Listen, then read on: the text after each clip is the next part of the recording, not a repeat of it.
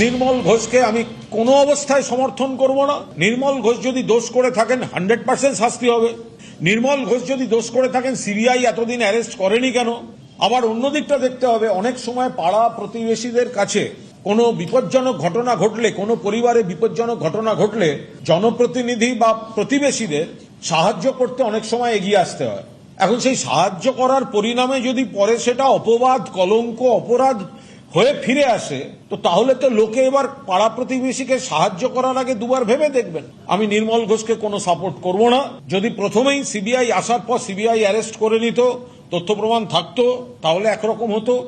CBI এতদিনে arrest করেনি, এখন বিজেপির রাজনৈতিক ন্যারেটিভকে এস্টাবলিশ করার জন্য পুলিশকে ব্যবহার করা হচ্ছে। এবার বাকিটা নির্মল ঘোষ বা তার আইনজীবীরা বলবেন, কিছু আমি এর মধ্যে বলবো না। সিনিয়র চিকিৎসক যারা অনিকেত মাহাতো, কিঞ্জল নন্দ, যারা দিনের পর দিন আন্দোলন করে গেছে অভয়ার ন্যায় বিচারের দাবিতে, তাদের সঙ্গে কথা বলেছিলাম। তারা কি বলছে শুনুন। প্রথম যে জায়গাটা বলার সেটা হচ্ছে যে তিনি কার নির্দেশে কেন এই ধরনের একটা কাজ করতে গেলেন, তড়িঘড়ি ভাবে পোস্টমর্টমের পর ডেড বডিকে পুড়িয়ে দেওয়ার চেষ্টা করলেন, কার নির্দেশে? বৃহৎ যে কনস্পিরেসি, সেই কনস্পিরেসিটা উদ্ঘাটিত হওয়া প্রয়োজন বলে আমরা মনে করছি। আজকে নির্মল বাবুকে আপনারা অ্যারেস্ট করেছেন, ঠিকই, প্রশংসনীয় উদ্যোগ, কিন্তু যে কথাটা বলার সেটা হচ্ছে 9 এবং 14 আগস্টের সত্য, সেই সত্য কোথায়? নির্মল ঘোষ যদি এই কাজ করে থাকেন, তার উদ্দেশ্য কি, কার নির্দেশে তিনি এই কাজ করলেন? এবং তৎকালীন সমস্ত অধিকর্তারা, পুলিশ এবং স্বাস্থ্য, দুই বিভাগের অধিকর্তারা প্রেজেন্স থাকার মুহূর্তেও তিনি এই ধরনের একটা কাজ করতে পারলেন, আর পুলিশের কর্তা ব্যক্তি, স্বাস্থ্য ভবনের কর্তা ব্যক্তিরা দাঁড়িয়ে দাঁড়িয়ে দিনের আলোর মতন দেখলো, এটাও কি বাস্তব সত্য? তাহলে এর পিছনে সত্য কি? যে নির্মল ঘোষ কেন হঠাৎ করে তাড়াতাড়ি বডি থেকে সরিয়ে দেওয়া হলো, কেন বডিটার কাছে বাবা মাকে যেতে দেওয়া হলো না, বাবা মা যাওয়ার আগে কেন তাকে দাহ করা হলো, এই জিনিসগুলো তো সন্দেহের উদ্রেক করেছে বলেই তো আমরা প্রথম দিন থেকে বলেছি এক না একাধিক, কারণ একজন মানুষের পক্ষে এই ধরনের ঘটনা পাওয়া সম্ভব নয়। কিন্তু এই যে প্রথম থেকেই একটা হিসহাস উচ্ছ্বাস ব্যাপার প্রত্যেকটা জিনিসের মধ্যে, তার মাঝখানে এই মানুষটিও ছিলেন।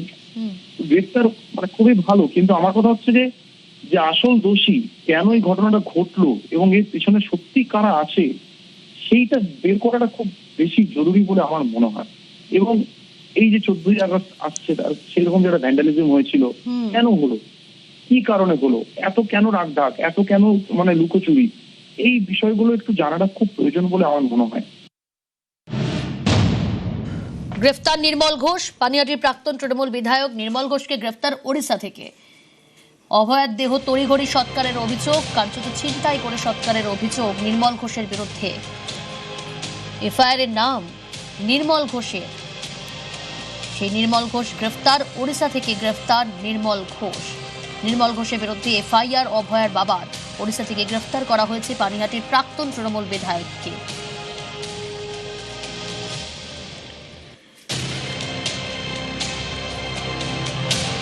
বিজেপি বিধায়ক সজল ঘোষের কি প্রতিক্রিয়া শুনবো। অনেক আগে গ্রেপ্তার হওয়ার কথা ছিল, করেনি এমন কোনো পাপ নেই। শুধু ও নয়, ওর বংশটাই অত্যন্ত উচ্চ বংশ। ছেলে প্রমোটার, বৌমা চাকরিচোর, শ্বশুর চুরিতে পিএইচডি, দুর্নীতিতে পিএইচডি। ব্যারাকপুর লোকসভার বেল্টে এমন কোন রাজনৈতিক মার্ডার হয়নি যে মার্ডারে নান্টু ঘোষের নাম, আসল নাম নান্টু, নির্মল নয়, তো ওই নান্টু ঘোষের নাম উঠে আসেনি। তবে যে কেসে অ্যারেস্ট হয়েছে সেই কেসে তাকে কতদিন রাখা যাবে আমার সন্দেহ আছে। বাংলার মানুষ চায় এরা চিরকাল জেলের ভেতরে থাকুক, আর আমাদের মুখ্যমন্ত্রী দৃষ্টান্তমূলক শাস্তি দিতে চান এদের। তাই শুধু মৃতদেহ লোপাট করার অভিযোগ থাকলে ওকে কিন্তু বেশি দিন রাখা যাবে না। সিবিআই এর কাছে অনুরোধ করব, মৃতদেহ কোন কারণে লোপাট করলেন উনি, সেই কারণে যদি ওনাকে ভেতরে নেওয়া যায়, এই মামলায় ট্যাগ করে অ্যারেস্ট করা যায়, তাহলে ও প্রপার শাস্তি হবে, এটাই আমি বিশ্বাস করি। গ্রেফতার নির্মল ঘোষ, ওড়িশা থেকে গ্রেফতার। 11ই আগস্ট তার বিরুদ্ধে এফআইআর, আর তারপরে বাংলা ছেড়ে ওড়িশায় আশ্রয়। গ্রেফতার আজ সকালে 9:30 থেকে 10টার মধ্যে গ্রেফতার।